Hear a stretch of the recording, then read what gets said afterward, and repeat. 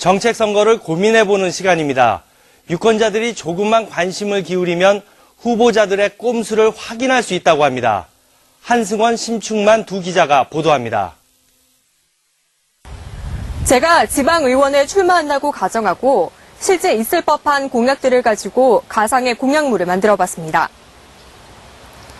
제법 그럴듯해 보이죠? 그런데 이런 짜깁기 공약물을 만드는 데는 반나절도 걸리지 않았습니다. 공약을 하나씩 살펴볼까요?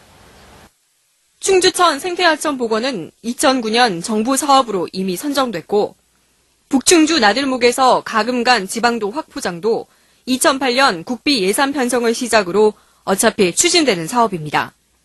일자리를 만들고 인구를 늘리겠다는 공약은 당연한 얘긴데 구체성이 없다 보니 있으나 마나한 공약이고, 법 개정이 전제돼야 해 지방의원이 할 수 있는 일이 아닌 공약들, 애초부터 실현 가능성이 없으니 빼야겠죠.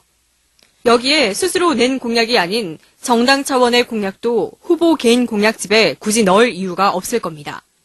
얼핏 그럴듯한 정책 공보물이었지만 잘 따져보면 공약다운 공약이라고는 하나도 남은 게 없습니다.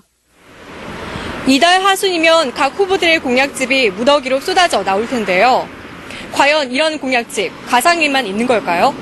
심충만 기자가 4년 전 실제 공약집을 꺼내봤습니다. 4년 전 한 지방의원 후보의 선거 공보물.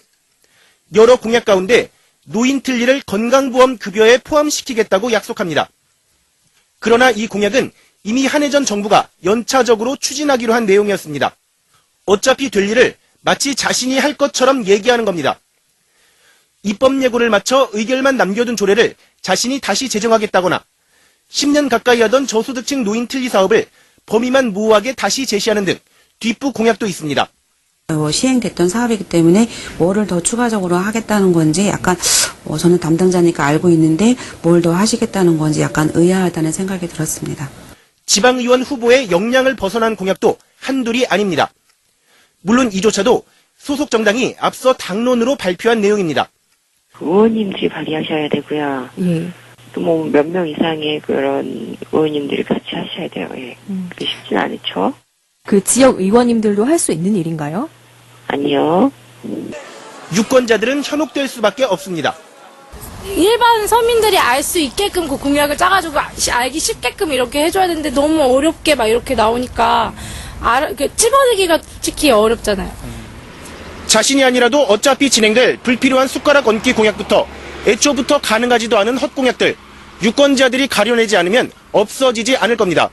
MBC 뉴스 심충만입니다.